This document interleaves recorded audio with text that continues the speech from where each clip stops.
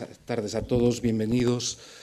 Vamos a iniciar este ciclo de conversatorios en torno al tema los intelectuales tras el siglo de los intelectuales que organiza la Fundación Mapfre aquí en el auditorio. Evidentemente, ante todo, permítanme que agradezca a la Fundación y a Iñaki, muy concretamente, haber confiado en mí para dirigir ese ciclo al tema los intelectuales tras el ciclo de los intelectuales, que consta de 6 sesiones, como verán en el programa. La Fundación Mapfre va a tener aquí un funcionamiento en cada una de las sesiones, ante todo parecido, un conversatorio a la Fundación en el que más o menos la mitad del tiempo lo vamos a dedicar a hablar de la obra del autor invitado, en este caso a José Carlos Mayner, y la otra mitad a hablar sobre el tema de los intelectuales desde distintos aspectos. Hoy el invitado es José Carlos Mayner, mañana Sergio Ramírez, y lo verán en el programa, luego Valentí Puig y Juan Manuel de Prada la semana próxima, y Roger Chartier y Javier Cercas la última semana. El siglo XX ha sido definido en ocasiones por varios autores como el siglo de los intelectuales, el siglo en el que los intelectuales habrían tenido realmente un papel, un nacimiento a finales del siglo XIX, principios del siglo XX, dependiendo de los países, y luego un desarrollo a lo largo del siglo XX con algunos momentos especialmente con una actividad especialmente notable en esa etapa de lo que se llamó del gran compromiso de los intelectuales, que en un momento u otro representaron personajes como Sartre o como Camus. Pero podríamos decir que en los últimos años del siglo y a principios del siglo XXI, esa gran etapa de los intelectuales ha terminado de alguna manera, o bien se ha replanteado, se ha reformulado. Y por eso me parecía, y nos parecía, junto con la Fundación Mapfre, que una reflexión sobre el papel de los intelectuales a lo largo de ese siglo XX, pero también hoy, es decir, en el sentido de qué papel deberían representar los intelectuales hoy, si deben representar algún papel, o qué función realmente tienen, y si, de hecho, tiene alguna función el intelectual en la sociedad de hoy, o, en todo caso, a lo mejor deberíamos incluso redefinir el propio término de intelectual. En todo caso, sobre todas esas cuestiones quisiéramos reflexionar a lo largo de estas 6 sesiones con escritores, con profesores universitarios, en algunos casos escritores y profesores universitarios al mismo tiempo, en otros escritores que han ejercido también una actividad política en un momento de sus vidas. Pienso en Sergio Ramírez en el gobierno sandinista, en Nicaragua, pero en todo caso autores que siempre han tenido, digamos, una opinión, que han intervenido en el debate público desde sus distintas esferas, en distintos medios, de distintas maneras, pero que de alguna manera se acercan, eso es algo que vamos a discutir también a lo largo de estas 6 sesiones, a nuestra idea de lo que es un intelectual en la segunda mitad del siglo XX y a principios del siglo XXI. Hoy empezamos, como decía, con José Carlos Mayner, y lo que voy a hacer es una pequeña presentación, aunque José Carlos Mayner es suficientemente conocido y bien conocido, pero una presentación en la que, de hecho, quisiera ya introducir algunas cuestiones que me gustaría discutir o hablar luego con él. Como les decía, van a ser dos partes, una más sobre su obra, otra sobre el papel de los intelectuales, y yo quisiera centrarlo un poco en el caso español hoy, y luego, después de 45 o 50 minutos, les propongo pasar, o vamos a pasar la palabra al público por si alguien quiere intervenir y podemos continuar el diálogo a más, así más extensamente. José Carlos Mainer es profesor catedrático emérito en este momento de literatura española en la Universidad de Zaragoza, nacido en Zaragoza en 1944, y creo que podría ser considerado, o debe ser considerado sobre todo, como un historiador de la cultura española del siglo XX. No sé si luego podemos ver si tú estás de acuerdo, sobre todo de la historia literaria, pero yo diría de la cultura española del siglo XX. De hecho, tú mismo en algún momento te has situado en el ámbito de una cierta historia cultural, y lo dices todavía en el prólogo de tu último libro, tu colaboración a la historia de la literatura española que edita Crítica. José Carlos Mainer ha trabajado sobre todo sobre el siglo XX, con algunas incursiones también, podríamos decir, al siglo XIX, y se podrían, yo creo, destacar dos bloques. Uno que sería la edición de textos, y en la edición de textos destacan Machado, Pérez Galdós, Valera, Unamuno, Valle Inclán, y concretamente ahí están las obras completas de Pío Baroja también, y la edición que hiciste con Juan Carlos Ara de la prosa crítica de Galdós. Eso por una parte, y por la otra, digamos, los libros más los ensayos o los estudios concretos, entre los que no los voy a citar todos.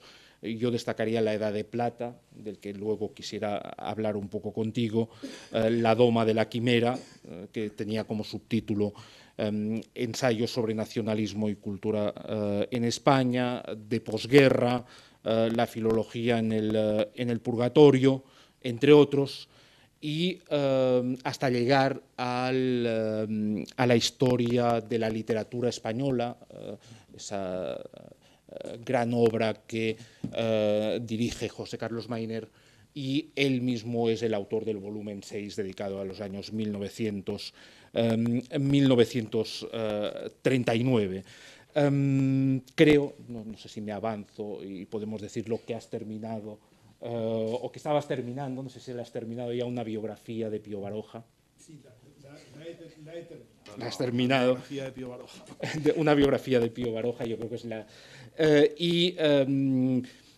yo añadiría que una biografía de Pío Baroja que va a salir publicada pronto en Taurus, en una colección de obras o de biografías de españoles importantes, y yo creo que va a ser uno de los primeros de la colección, si no lo tengo entendido mal.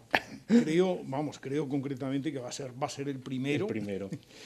Y realmente sí, es lo que tengo pendiente. Lo entregué hace unos meses, y yo calculo que estará como el primer trimestre del año venidero. Porque los editores no editan a partir de noviembre, como seguramente saben ustedes.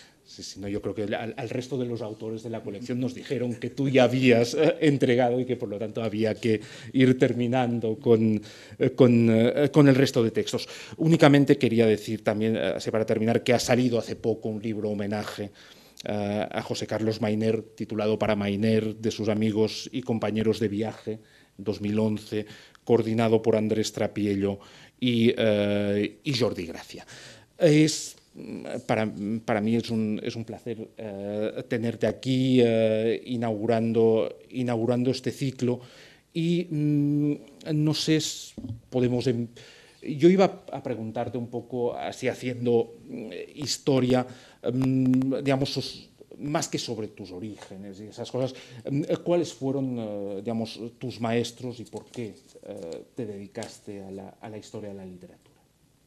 Bueno, yo me dediqué a la historia de la literatura como supongo que otros muchos se han dedicado, leyendo en primer lugar, gustándome la literatura, digamos, teniendo muy claro ese objetivo de que la literatura era un mundo en el que muy tempranamente empecé a navegar por mí mismo y pensando un día que se podía hacer dos cosas, o escribir literatura, yo es una cosa que he hecho marginalmente, pero de la que desistí muy pronto, realmente, o simplemente dedicarse a hablar de ella, a comentarla.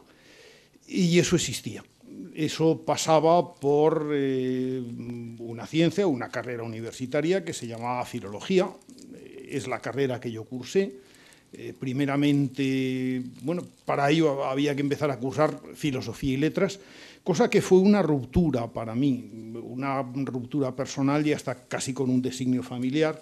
Yo iba para ciencias, en principio, como tantísima gente de mi edad, y desde luego la carrera de filosofía y letras no estaba en el horizonte de ninguna familia de clase media acomodada que pensara en un porvenir académico para sus hijos varones, cuando menos.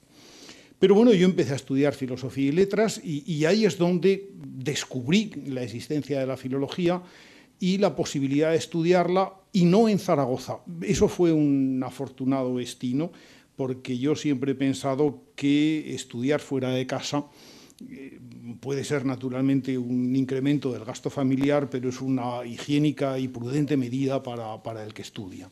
El estudio tiene que estar asociado con, no voy a decir con un cierto sentido de aventura, que me parece trivial, pero sí con un extrañamiento de lo ordinario, con una búsqueda de otras cosas. Bueno, y para mí estudiar en Barcelona significó el pasar de un primer maestro al que he seguido fiel durante mucho tiempo, don Francisco Indurain, la primera persona con la que sentí en la literatura una dimensión propiamente universitaria y científica, a encontrar, entre otros excelentes profesores de la Universidad de Barcelona. Aquel entonces no había más que una, no había más que la universidad que luego se llamó Central, la Universidad de Barcelona, la UB, como ahora quieren las siglas. Dos profesores espléndidos. Uno era aragonés, José Manuel Blecua, yo lo conocía de antemano, y el otro era un profesor catalán, barcelonés, Martín de Riquer, a los que realmente debo muchísimo, a pesar de que no he seguido el área vocacional en la que ellos se convirtieron y son referencias indiscutibles de la filología española, ni me dediqué a la literatura del siglo de oro y en parte a la medieval, como hizo Blecua, que también ha hecho alguna importante cosa sobre literatura contemporánea, ni me dediqué a la literatura románica medieval como hizo Martín de Riquer. Pero gracias a ellos aprendí pues algo así como un método, y no sé si tan exactamente un método cuanto la manera de buscárselo uno, de buscar su propio método. Pocas personas he visto tan respetuosas con la libertad ajena, la libertad de investigación como ellos, y a la vez pocas personas tan atentas, tan espléndidas y generosas como ellos. A ellos en buena medida debo mi formación. ¿Y decidiste desde el principio que te dedicarías a la contemporánea? Pues yo creo que me haces una pregunta a la que no me he respondido nunca, pero tampoco es tan difícil. Creo que sí. Desde luego, en un primer momento descubrí que era aquella que tenía menos bibliografía asequible. Entre otras cosas porque había un prejuicio, que ahora ya no existe, antes al contrario, ¿no? Casi a veces uno lo echa de menos, que era que no se debía tratar nunca sino de escritores preferentemente fallecidos y sobre todo que ya hubieran llegado a un cierto grado de consagración. Eso que ahora es frecuente, dedicar una tesina, un trabajo de investigación, una tesis a un autor que ha publicado 4 libros de poemas o un par de novelas más o menos afortunadas y con premio, entonces era absolutamente imposible. Un escritor vivo, pues en aquel momento pues, podría ser Antonio Buero Vallejo, al que algún amigo mío dedicó su tesis doctoral, o otro la dedicó a Juan Antonio de Zunzunegui, pero en fin, no era lo más frecuente, o a Camilo José Cela. Había que trabajar, en todo caso, sobre autores ya fallecidos. El primero en el que yo trabajé en serio fue Ramón Gómez de la Serna, al que he seguido fiel, en cierto modo. Y luego sí que hice una elección de tesis doctoral que era un tanto singular, porque era un escritor, reunía la condición de fallecido ya en aquel momento, de escritor famoso, incluso popular en España, pero no era precisamente, no ya solo un escritor de moda, sino que era un escritor que no había merecido nunca la más mínima atención bibliográfica seria. Era el caso de Wenceslao Fernández Flórez. Con lo cual, no solamente ya muy pronto me vi metido en literatura del siglo XX, sino en una dimensión, entonces la llamábamos sociológica, yo pronto ya aborrecí el término, pero en una dimensión parecida a la que tú hace un momento decías y que yo comparto. Una dimensión de interpretación de lo literario desde el punto de vista de lo cultural. Entendamos por cultural una producción de carácter artístico, etcétera, etcétera, pero a la que se considera, a la que se ve relacionada, no diré más, no diré determinada, por supuesto, pero sí que de algún modo se relaciona con con ese otro lado que hay en la literatura. Hay un lado que es el que se ve desde el escritor, hay otro lado que es el que se ve desde los lectores, desde el que los que difunden los libros, los críticos que los comentan. Bueno, pues desde ese mundo en el que la literatura ejerce las funciones que tiene, consolatorias en unas ocasiones, inquietantes otras, en el mundo para el que ha nacido, claro. Tú dices siguiendo con esa idea, dices en el prólogo a esa historia de la literatura española que intentas, y yo creo que lo consigues, reunir dos maneras de aproximarse a la literatura que habían sido en algún momento, habían sido vistas incluso como antagónicas casi, que era la de la historia y la de la crítica. Y yo creo que en ese sentido eso sería para ti la historia de la literatura, o la historia de la literatura tal como tú la concibes. Sí, exactamente. Yo creo que la historia de la literatura, si es algo, es un punto de encuentro. Y seguramente es un punto de encuentro de las dos cosas que tú denuncias.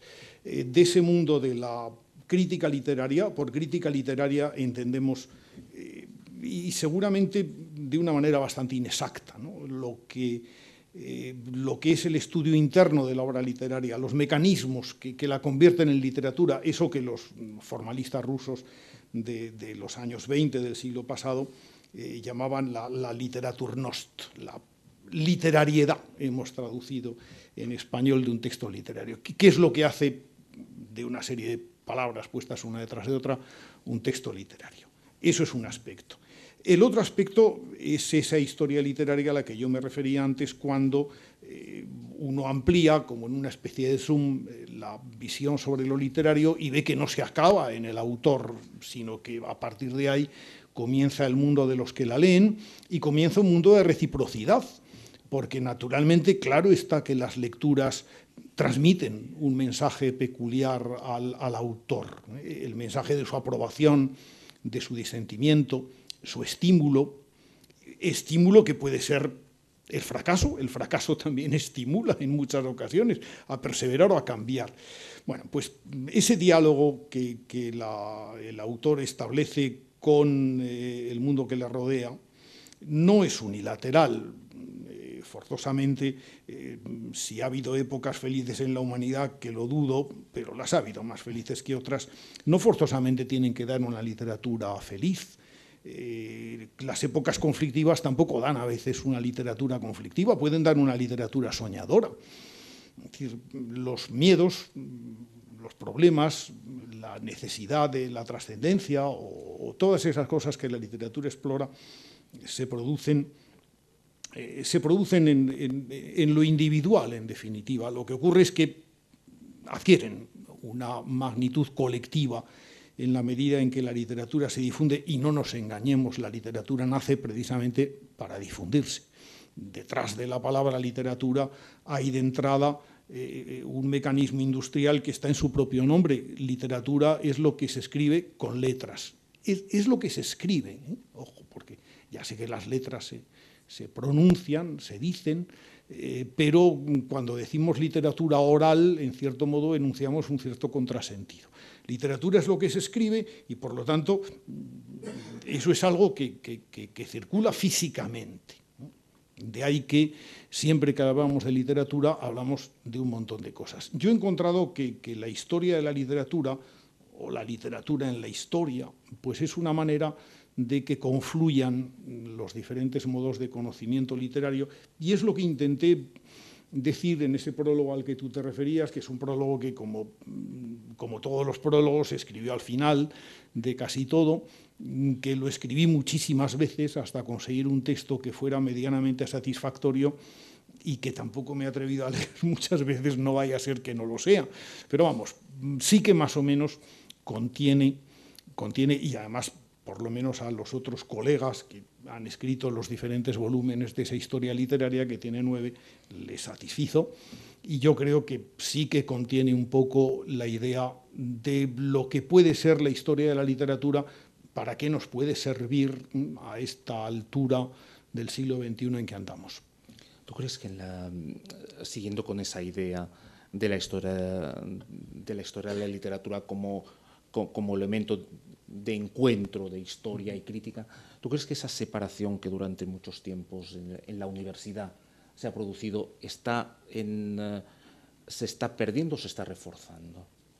No sabría decirlo exactamente. Desde luego, en los años, la historia de la literatura tuvo un tiempo de hegemonía, que por supuesto no es el nuestro, es un tiempo histórico, es el siglo XIX en gran medida y los primeros años del siglo XX, en los que la historia de la literatura es una institución, como lo puede ser el Ejército Nacional o una brillante armada, o como puede ser las cifras de producción industrial de un país. Es decir, la historia de la literatura, las historias de las literaturas nacionales, y esa es la forma en la que nacen en el siglo XIX, demostraban cómo era un país: Holanda, Portugal, Bélgica o España, o Cataluña, o países emergentes que buscaban su definición propia. Ese concepto, que es un concepto ligado al romanticismo, por un lado, y también al positivismo, son los dos elementos que lo configuran: el positivismo porque lo convierte en ciencia, y el romanticismo porque le proporciona todos los elementos de indefinición, de vaguedad, pero también de entusiasmo, que la historia de la literatura nacional ha de tener.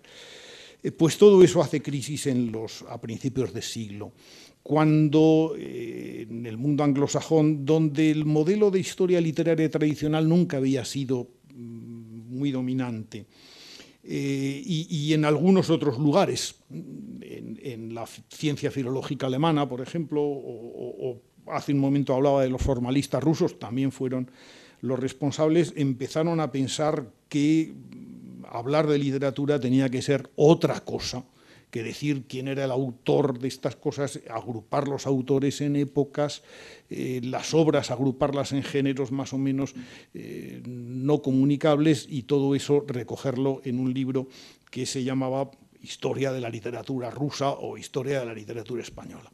Ahí es donde comienza ese divorcio, esa escisión entre un estudio de la literatura en sí misma, y la decadencia de la historia literaria. Y es en los años finales de los 60 y sobre todo en los 70 cuando la historia de la literatura vuelve a comparecer otra vez, pero no vuelve a comparecer la misma que había, sino otra que se parece algo a la que yo he definido antes, es decir, a ese lugar de cita donde el punto de partida es el análisis literario de la literatura, pero donde el punto de llegada es poder decir algo histórico de la literatura, es decir, ordenarla, sentir que esa literatura no es intemporal.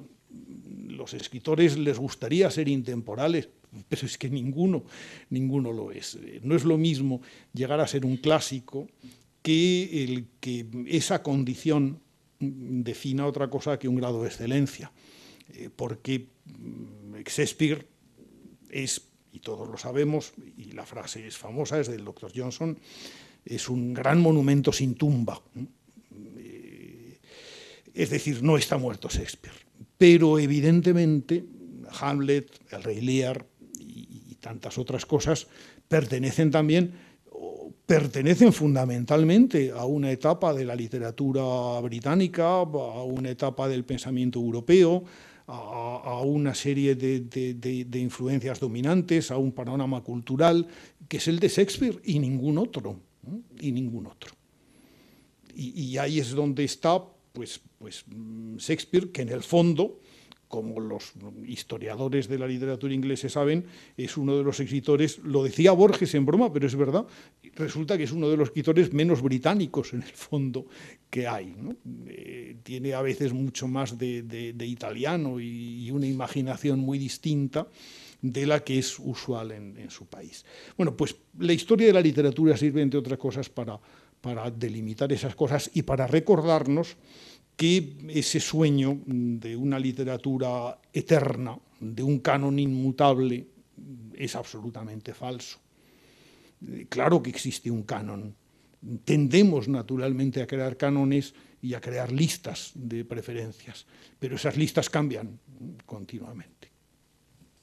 No podemos hablar, evidentemente, de toda tu extensa obra, pero yo sí quería pedirte que dijeras algo de un libro y un proyecto de la Edad de Plata, en primer lugar, y luego de esa historia de la literatura española.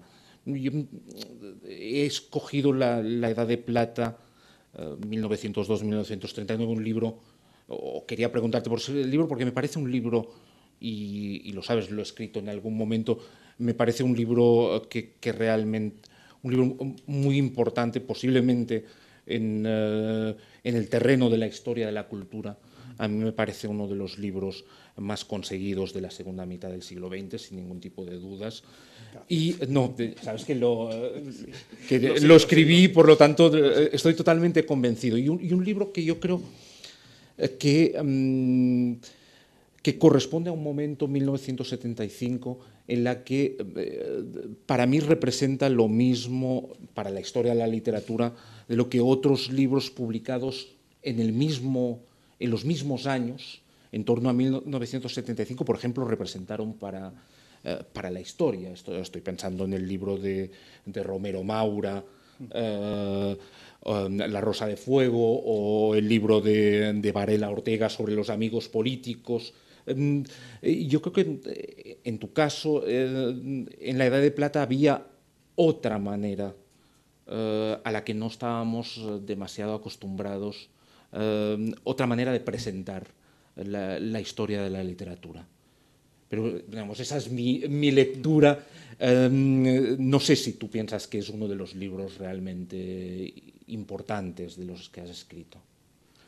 Hombre, yo creo que sí, fue el primer libro que me dio alguna notoriedad, tuvo reseñas y sobre todo el nombre se popularizó rápidamente. Tengo que añadir, antes que nada, una cosa que si no sería un gravísimo cargo de conciencia. El nombre de la Edad de Plata es una franquicia que yo en aquel momento tenía, pero el nombre no era mío. Se le había ocurrido en principio, al primero que lo dijo fue Ernesto Jiménez Caballero, pero eso lo habíamos olvidado todos, yo lo recordaba.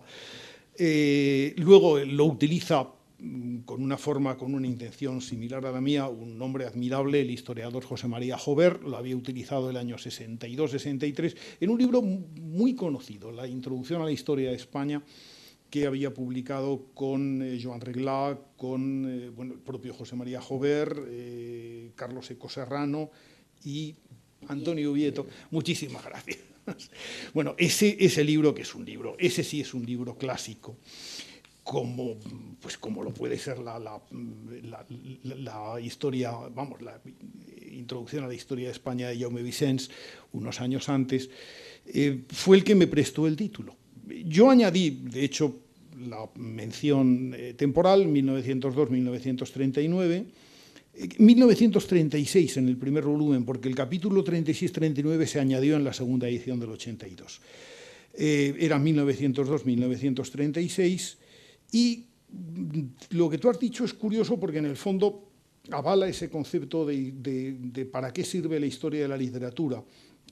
La historia de la literatura se escribe sustancialmente después. Tú ahora me has señalado la coincidencia cronológica y el parentesco con dos libros admirables, el de Joaquín Romero Maura, La Rosa de Fuego, y el de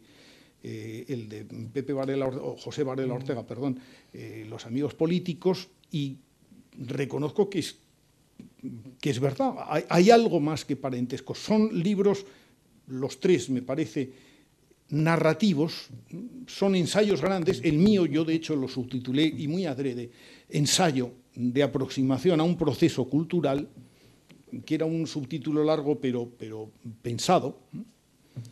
Y de hecho sí que había un parentesco que se acaba ahí, ¿no? De Romero Maura y Varela Ortega procedían de sendas familias españolas con pedigrí político e intelectual, por supuesto. Los dos venían del exterior, los dos habían trabajado y se habían formado en gran medida fuera de España. Yo era producto autóctono, pero creo que en el fondo todos intentábamos lo mismo.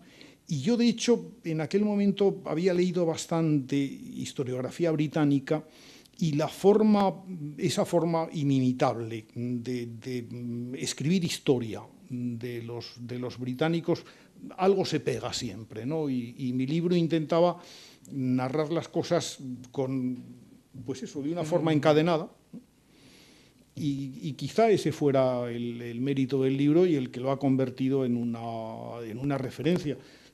Este segundo libro, que se llama Nacionalismo y Modernidad y Nacionalismo, tenía un problema fundamental que yo creo que logré remontar, es no volver a escribir otra vez el mismo libro que ya había escrito. Pero vamos, ya lo tenía lejos la Edad de Plata, y ahí está. Y el proyecto global de esa historia de la literatura española es un proyecto de Gonzalo Pontón inicialmente, si entiendo bien, o sí. Que te encarga... Fue una invitación de Gonzalo Pontón, entonces director de Editorial Crítica, en el marco del Grupo Planeta. Mientras se producía la gestación de este libro, se produjo no su renuncia, una situación bastante desagradable que significó su salida de la editorial que la había fundado, pero la editorial perseveró, el propósito de publicarlo también, y el proyecto, la idea era de Gonzalo Pontón. Gonzalo quería que se hiciera con la historia de la literatura española algo parecido a la serie de historia de España que en aquel momento estaba en marcha, de crítica Marcial Pons, sí. Ha acabado ya, publicada junto con Marcial Pons, y a partir de ahí el proyecto ya fue enteramente mío. Tenían que ser 8 o 10 volúmenes, quedó en 9, y el diseño, la elección de los nombres en la medida en que lo quiso el destino, quiero decir, algunas personas a las que me dirigí en primer término, pero muy pocas, solamente 2 que yo recuerde, dijeron que no. Fueron rápidamente suplidas en todos los casos, y todos los demás dijeron que sí, y aguantaron estoicamente un proyecto en cierta medida cerrado. Había unas pautas, no diré un libro de estilo, que no lo había exactamente, pero sí una forma de escribir el libro que era exactamente la mía, unos propósitos generales, unas pautas del libro que incluye una antología de textos, pero no de textos como los que suelen tener las antologías escolares, es decir, no de textos escogidos, sino, diríamos, de documentos literarios, que es otra cosa. Un historiador indudablemente hubiera puesto ahí pues, textos de tratados, panfletos, textos de periódicos. Nosotros ponemos otras cosas que tienen el mismo valor, es decir, que permiten ilustrar algunas dimensiones de eso que estudian de esos textos. Y Y luego había una serie de cosas que no fue fácil en un principio que aceptara todo el mundo. El que sean libros muy gruesos, casi 800 páginas cada uno, pero que no tienen prácticamente notas a pie de página allá donde no sea exactamente imprescindible, que tienen, sin embargo, muchas citas de textos literarios que de algún modo hacen que la obra tenga que estar, el autor, mejor dicho, tenga que estar trabajando continuamente, teniendo entre los dedos aquello de lo que habla, la propia literatura. Si se quiere decir que Góngora utiliza muy a menudo hipérbatos, pues diablos, en vez de contar lo que es un hipérbaton, que es aburridísimo, se ponen un par de textos de Góngora bien elegidos, procurando que no sean una vulgaridad de esas que todo el mundo se sabe, y se comentan, y eso es lo que yo quería.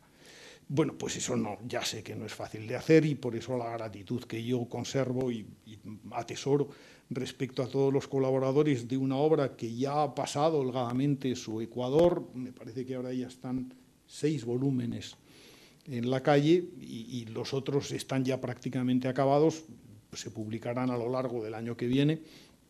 En la primera mitad, pues yo creo que es una pica editorial en Flandes. Sí, casi, ¿no? Y la idea de 7 volúmenes cronológicos más 2 temáticos, sí, ¿era una opción tuya? Esa también fue mía, porque yo quería hacer 2 cosas. Una era saldar una deuda con don Marcelino Menéndez Pelayo, que en ocasión de que doña Emilia Pardo Bazán le dijera que por qué no escribía él una historia de la literatura española, don Marcelino, a pesar de que era muy condescendiente con doña Emilia y tenía motivos para serlo, le dijo: hombre, es que yo creo que primero habría que escribir una historia de las ideas filosóficas en España y una historia de los gustos literarios en España, de las ideas estéticas. Con ese expediente se libró de hacerlo, hizo efectivamente una excelente historia de las ideas estéticas, don Marcelino. En su momento no escribió nunca un libro sobre la historia de las ideas filosóficas y tampoco escribió ninguna historia de la literatura, aunque cuando uno piensa en el prólogo que puso a la de Fitzmaurice Kelly, un escritor británico, pues yo creo que lo debió lamentar. Pues pensando en esa idea, precisamente, que para conocer bien la historia de la literatura española había que tener en algún lugar una historia de las ideas estéticas que habían configurado la trayectoria de la literatura española, cómo habían ido cambiando, etcétera. Hacía falta un volumen que se llama, ha aparecido ya, Las ideas literarias en España. Y luego hacía falta otro, que no era menos importante, porque yo en este libro empiezo por decir que cuando digo historia de la literatura española, pongo en duda la, digamos, validez universal y omnímoda de cada uno de los 3 elementos del sintagma. Historia es exactamente una historia de la literatura. ¿Qué es literatura? Por supuesto, en el siglo XIII literatura no era lo mismo que en el XIV, ni en el XV, ni en el XVIII.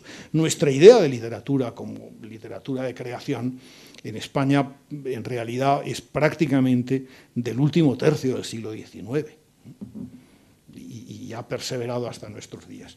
Y luego, pues lo de española, no entraremos en detalles, pero en este país casi todos los demás, y sobre todo los políticos en campaña, se pasan la vida discutiendo qué es España, con lo cual no debe ser tan claro qué es literatura española, y no lo es, claro, en un país donde se hablan y tienen cultivo literario, 3 lenguas distintas, además de la española, etcétera, etcétera.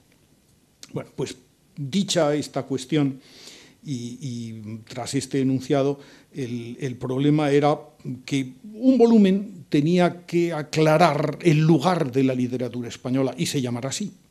Va a ser el penúltimo en aparecer, y este se plantea, en primer lugar, el lugar y el papel de la literatura española en la literatura universal. Es tan diferente como a veces pensamos, o se parece mucho a otras. ¿En qué es diferente, si lo es? ¿Qué grado de difusión ha tenido? ¿Qué ha dado a la literatura universal? Y qué ha recibido. Por supuesto, siempre se recibe más de lo que se da, ni qué decir tiene. Y luego, cuál es el lugar que ocupa, primero, cómo se ha creado el concepto, que eso es importante. Es decir, hoy decimos historia de la literatura española y en realidad lo que mencionamos es una asignatura. Esa palabra que a Unamuno le sacaba de quicio y era profesor universitario porque tenía que ver con asignación, lo asignado, ¿no? Bueno, pues historia de la literatura española, ¿cuándo empieza a surgir esa palabra que ha significado? Y después esa literatura española, ¿qué tiene que ver y cómo dialoga también con las otras literaturas peninsulares y con las otras literaturas que están escritas en español, pero que no se han escrito en España? Algunas en su periodo colonial sería posible decir que son o forman parte de la literatura española.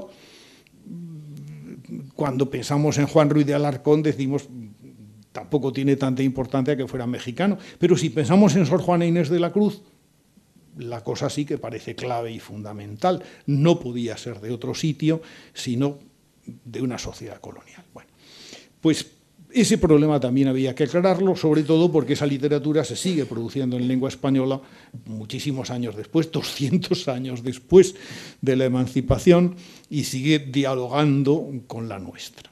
Yo he querido, por lo tanto, pues que hubiera un volumen dedicado a hablar de eso que a veces, y en muchísimas ocasiones, mucho más que una suerte de contumacia y de rivalidad, es una espléndida colaboración. Cuando uno piensa en la literatura portuguesa, en Miguel Torga, que toma el nombre de su seudónimo Miguel de Unamuno, precisamente, o uno piensa en José Saramago o en aquellos escritores con los que Unamuno se carteaba, pues serán seguramente dos literaturas un poco de espaldas la una a la otra, a veces, como siempre ocurre con el caso de nuestra nación vecina, pero no son literaturas que se desconozcan. Y en el caso de la literatura gallega o de la literatura catalana, la cuestión es absolutamente evidente. Maragall, de quien hay una exposición aquí enfrente en el año de su centenario, es tanto un escritor catalán como un escritor en lengua española. Su obra prácticamente por mitad, de hecho, en Cataluña se suele editar en dos tomos, uno de obra catalana y otro de obra castellana. Y no solamente es lo lingüístico. Quiero decir que hay otras muchísimas cosas en las que hay convergencias que Jordi Canal, por otra parte, yo creo que todo el mundo conoce perfectamente y que me interesaba resaltar. En esa historia de la literatura española, o más generalmente en una historia de la cultura española de los últimos siglos, ¿qué papel juegan los intelectuales? Bueno, los intelectuales juegan un papel importante cuando los hay. Quiero decir que cuando pensamos en la palabra intelectual podemos pensarlo en un sentido amplio y en este caso, por ejemplo, podría ser una tentación el hablar del mundo de la Ilustración española, que realmente sí que crea una masa crítica de escritores interconectados, que mantienen relaciones unos con otros, que tienen una clara idea colectiva de estar haciendo una obra común, pero que en puridad no son intelectuales. Yo prefiero reservar la palabra intelectuales para cuando aparece en España, que es, pues, a la vez que en los demás países europeos, y como adopción de una palabra latina, indudablemente en España a través del francés, pero es la adopción de esa palabra latina que pasa de ser un adjetivo para convertirse en un sustantivo y que, como yo he dicho, me parece en más de una ocasión, es una palabra que se entiende mejor en singular que en plural. Y eso ocurre en 1898. Hay textos claves, Ramiro de Maeztu, Miguel de Unamuno, que puede ser que sea, dice Inman Fox, el primero que utiliza intelectuales subrayándolo en el sentido moderno de la expresión. Aunque a Unamuno el término no le gustaba, él en un momento determinado y muy poco después quería contraponer, porque él era un antiintelectualista en el sentido, diríamos, moral del término, quería contraponer y contraponía intelectuales y espirituales. Por supuesto, prefería, y él, imagino, que se consideraba un espiritual, pero Unamuno era esencialmente un intelectual. Hablamos, al decir de intelectual, de esa dimensión pública que tiene la creación literaria, la actitud del creador literario, del escritor, en una sociedad fluida en la que se sustancian disidencias contra el poder y en la que los intelectuales configuran, bueno, como todo el mundo sabe, una noción gaseosa que ha sido siempre algo que les ha entusiasmado a los que estaban contra los intelectuales. Esa dificultad de definir la condición intelectual permite a partir de ahí establecer toda clase de caricaturas de la actividad intelectual. Pero en España ha habido intelectuales, evidentemente. Y diríamos que incluso si ese término, que a mí me resulta siempre poco práctico, o quizá demasiado práctico y desfigurador, que es esa idea a la que tan aficionados somos de pautar generacionalmente la historia española, lo cierto es que si en algún momento eso tiene sentido es precisamente al agrupar escritores que han ejercido como intelectuales. En España no sería muy fácil hacerlo, que al escribir un libro que tiene el título de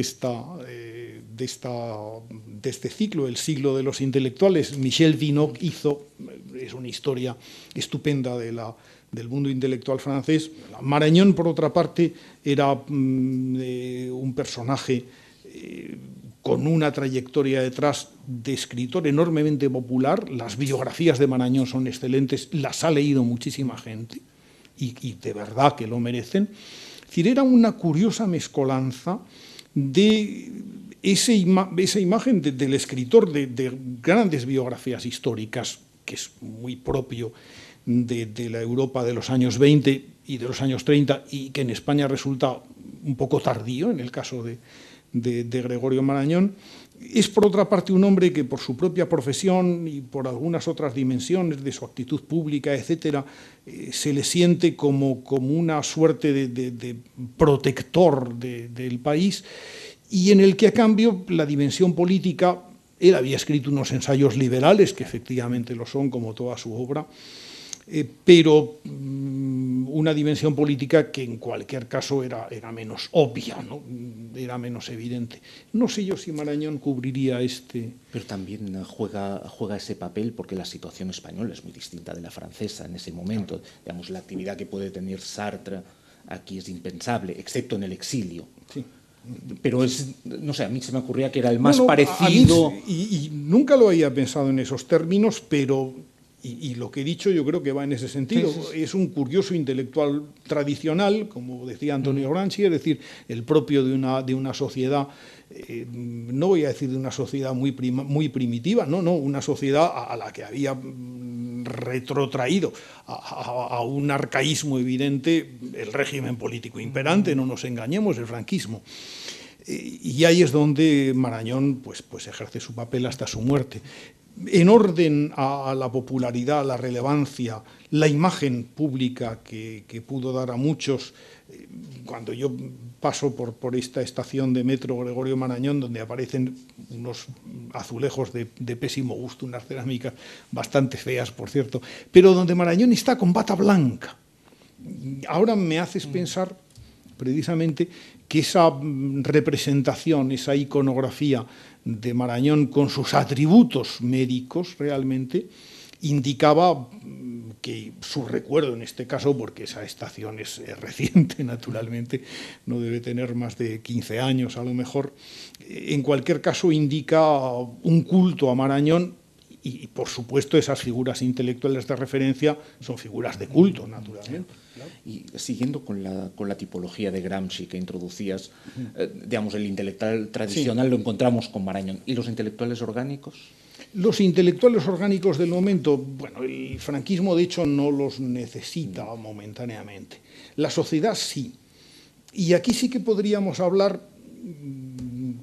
de otro personaje a quien no es fácil poner en el papel de un intelectual clásico, porque no lo es en absoluto, pero sí es enormemente importante para el tránsito de una clase conservadora desde los ideales belicistas y claramente fascistas de la Guerra Civil hacia un conservadurismo muy tradicional que es José María Pemán. Me imagino que sí que habrás pensado en ello. Es decir, Pemán también resulta en este orden de cosas un intelectual de referencia de otro mundo, por supuesto, no es ese mundo de una clase media conservadora pero abierta, que indudablemente es la que puede sentir la admiración y disfrutar con la lectura de los libros de Gregorio Marañón. Pemán es otra cosa. Pemán ha sido durante la Guerra Civil el escritor más popular del bando nacionalista. Es decir, yo recuerdo, por ejemplo, haber encontrado, lástima que en una copia mecanoscrita que extravié, un himno de las pemanistas que se cantó durante la guerra. Pemán se erige, y además es muy consciente él por su parte, en el poeta épico de la Nueva España y de hecho en el escritor de referencia. Pero muy tempranamente el reafloramiento de su monarquismo le va distanciando de las posiciones del régimen, no digamos del régimen, porque aquí no vamos a inventar héroes donde no los haya, pero sí que decía que Pemán va acompañando, conduciendo, como una especie de Moisés muy doméstico, ¿verdad?, conduciendo a un sector de la burguesía española hacia esas posiciones distintas, que en un momento determinado pudo representar, estoy pensando en los años 60 y 70, la creación del personaje el Séneca, aquel tipo de comedias ingeniosas que Pemán hacía, sus artículos de periódico del ABC, que eran a veces realmente, pues podían llegar a ser muy punzantes. Sí que, por supuesto, Pemán llega a ser un intelectual orgánico y algunos libros, mis conversaciones con gente importante, etcétera, algunos libros de Pemán que yo creo que llegan a tener en las vísperas mismas del final del franquismo, y el final del franquismo, no seamos hipócritas, es la muerte de Franco sin más, llegó a tener una importancia significativa. En cambio, cuando se habla mucho de intelectual orgánico es en la transición, pero desde la izquierda. Sí, efectivamente. Y ahí sí la gente se autodefine o define esa idea de la existencia del intelectual orgánico, pero más desde la izquierda que desde la derecha siempre. Hombre, por supuesto, los libros, los cuadernos de Gramsci han sido traducidos, el término ha pasado ya al uso común, pero la búsqueda de un intelectual orgánico que representara a la izquierda no es fácil, no es fácil, porque pensemos por un momento en aquellos autores o alguno más en los que se había fijado tempranamente el libro de Marichal, Los nuevos intelectuales, se titulaba, si no lo recuerdo mal, Tierno Galván, Aranguren, que llegan a tener, efectivamente, llegan a ser intelectuales de referencia a los que habría que unir algún otro. Y yo estoy pensando en estos momentos en el papel que ejerce, es casi meteórico porque dura poco tiempo, pero que ejerce Manuel Tuñón de Lara con sus libros y su presencia física en aquel momento entre la joven izquierda española y la no tan joven, ¿no? Sacristán siempre se mantiene en un nivel. Sacristán, por otra parte, es hombre de muy escasa obra, de muy escasa obra.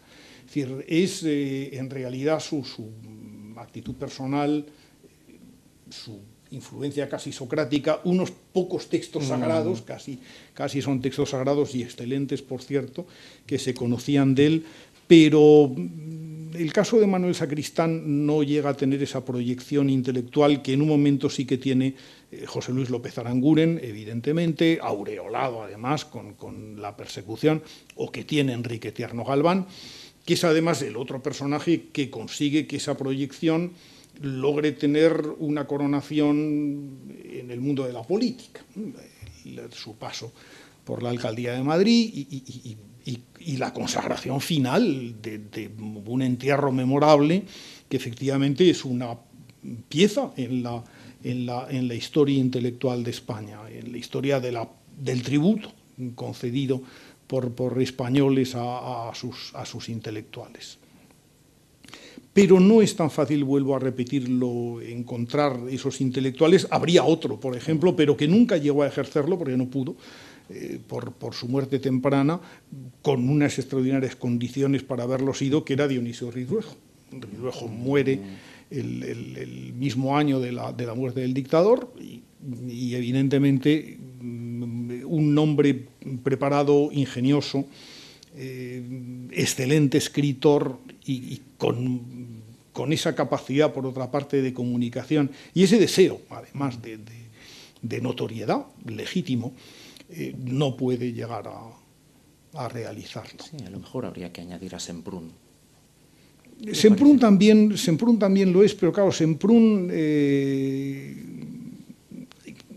es elegido ministro de Cultura, evidentemente por la necesidad de incorporar en un momento determinado al gobierno español un icono intelectual con una dimensión europea. Eso es enormemente importante. Era de los pocos españoles que la tenía en los años del franquismo y, por otro lado, con una significación importante. Y sí que realmente Semprún en aquel momento sí que significa una referencia, pero vuelven a ser otra vez referencias cortas, no tan duraderas como la hegemonía de Jean-Paul Sartre, ¿no? en la vida intelectual francesa, o esas hegemonías largas, digamos, de intelectuales de proyección más académica que, por ejemplo, se ha conocido en Italia. En Italia sí que Norberto Bobbio es un caso ejemplar, pero no es el único de intelectuales académicos que han tenido una larga proyección. Giovanni Sartori, por supuesto, Carlo Ginzburg, en fin. Pero claro, hay una cosa, el mundo de los intelectuales de la segunda mitad del siglo XX está en buena medida amparado, organizado en un mundo editorial fuerte, en un mundo académico fuerte. En España la universidad era revoltosa, pero no era fuerte, hay que reconocerlo, o por lo menos no lo suficientemente fuerte. Y en el mundo editorial sí que había elementos curiosos, y estoy pensando, por ejemplo, en la editorial Seix Barral, que sí fue capaz de proyectar un grupo de intelectuales españoles, empezando por el propio Carlos Barral, a un grado de notoriedad a través de una acción editorial. O algo que ocurrió también, no es el caso de Seix Barral el único, el que ocurre en Taurus, por ejemplo. Y no solamente siempre asociamos Taurus a Jesús Aguirre, que fue el director de la última etapa y un director enormemente importante, pero Taurus había surgido el año 55, nada menos. Es casi contemporánea del lanzamiento de Seix Barral y realmente como editorial de ensayo, como plataforma de una nueva forma de hacer las cosas, como lugar de penetración de intelectuales del exilio, por ejemplo, en España.